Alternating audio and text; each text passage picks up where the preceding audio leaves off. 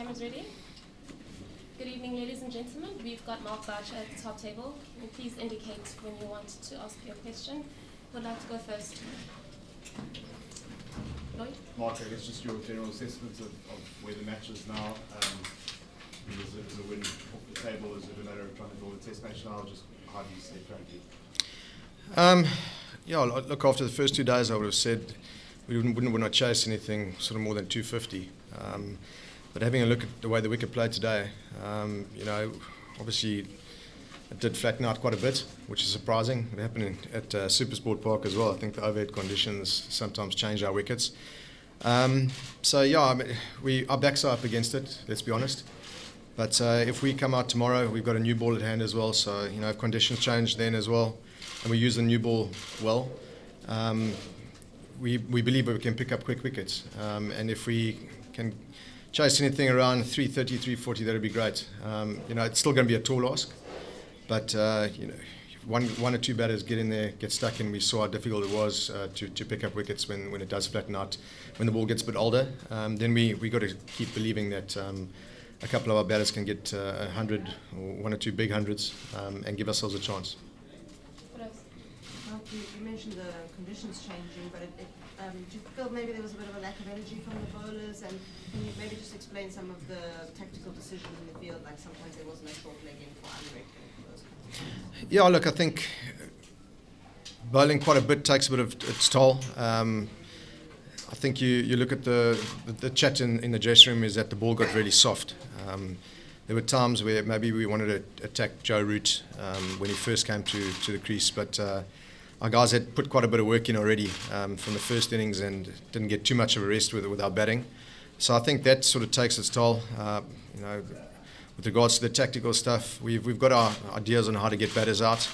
On a wicket that we thought, everyone's talking about the crack going from the Weinberg end down.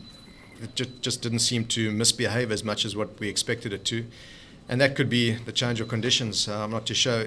Vern probably didn't bowl with the same venom that he usually have. He felt a little bit sick this morning. So I think that maybe played a bit of a role as well. But certainly, looking at it from the side, it did look like it had flattened out quite a bit, and there wasn't as much lateral movement as what there was in the first 2 days. Mark, just looking back at this test match and yesterday, were you disappointed in the batting? Obviously there was an opportunity to get a lead and to get England bowled well, but were you disappointed in the South Africa? Absolutely. I think we got ourselves into a bit of a pickle at 40 for 3. Then I thought we fought really hard to get ourselves out of that. And it was almost the game was on the edge and who was going to crack first, and unfortunately I think we cracked. We had a couple of soft dismissals, which put us into a trying period in the game, and we probably reaping that now, being quite far behind the game. So yeah, disappointing. But as long as we're learning from those sort of mistakes, then hopefully we can grow as a test batting unit. Mark, there seems to be quite a few discussions that happened today. You and Fluff poring over the computer towards the end of lunch. 73rd over, you come with a few of you guys have a discussion. Can you take us through some of those kind of tactical conversations that you have? Well, the nice thing about cricket nowadays, you've got technology. So we always try to look for little flaws in techniques that we can maybe pick up. We have video analysis before a game, and we'll try to figure out where to bowl to certain players. But then, as Test cricket and cricket is on the day, sometimes the movements are good, and maybe you've got to look for other little areas to try and pick up a weakness with a batter. So that's what we do continuously with the computer, and just try and basically give suggestions to the guys out in the field. So I think Faf came off to get his shoulder rubbed in that, and it was just a period of the game where we felt the ball was a bit soft, and Unrik came on and he looked like he had good rhythm coming from the other end. So we thought that maybe let's just try something different and probably look at it from a cricketing perspective. We wouldn't want to face a guy bowling 150 k's from around the wicket with that sort of field. So it's just trying to gain any sort of little inch that you can at the end of the day's play, and you've got to have the guy who's got the ball in hand keen to do that. And I thought Unrik, just goes to show his fitness. We're running at 150 k's an hour right at the end of the day after having a high workload over the last sort of period of Test cricket. So it was a tough day of cricket, but it's nice it's better walking to the change room being 4 down than 2 down. Dean, Keela, and Ken. Mark, you played your career with a couple of top order batsmen who specialise in grinding down the opposition bowlers. You've got Dean Elgar in your team at the moment. When you watch a guy like Dom Sibley play that kind of innings as a coach, what kind of value does that give to the team, and how important is it that you've got players that are able to do that to the opposition? I think it was a great innings from him. Technically, a lot of people have been speaking about his batting, but he showed a lot of discipline outside off stump with a new ball, which I think was very important on this particular wicket. He dug it out, and he was sort of the foundation for the whole innings that allowed a guy like Joe Root to come out and play his natural game and take the game forward. They were ahead of the game, so Root coming out, he's always going to be dangerous. We wouldn't mind him coming out and blocking a few, but he took the game on. He took Kesh on, and I think that's probably why they're in the position that they are in at the moment. But like I said, you got to take your hat off to Sibley. He played really well, very disciplined, which is what it takes as a Test cricketer, especially a Test open at certain times on certain pitches. Keela, Ken, Craig, and we're going to finish with Kanye. Mark, just your assessment on how Keshav was used or utilised today in comparison to Dom Base yesterday, from sort of plugged up an end and allowed the English seamers to rotate to the other? Well, I thought that Kesh bowled really well in the first innings. Second innings, there was an immediate plan to take him on a bit more. There wasn't much turn from the straight, so we decided to try use what the pitch had on offer, which is the rough. Although we did create a few chances, a couple of reverse sweeps, could have hit a glove. There was one or two from Sibley that dropped just short of point. Unfortunately, we probably didn't land the ball in the right areas for a long period of time, and that's why they probably scored quite a few runs off him as well. So, Kesh is a work in progress as well. We worked on a couple of changes in his bowling. He might have a bit of lack of confidence, not having picked up the wickets that he's probably wanted to.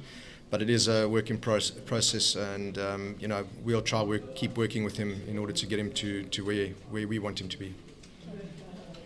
Mark, how did the Proteas get something out of this Test match?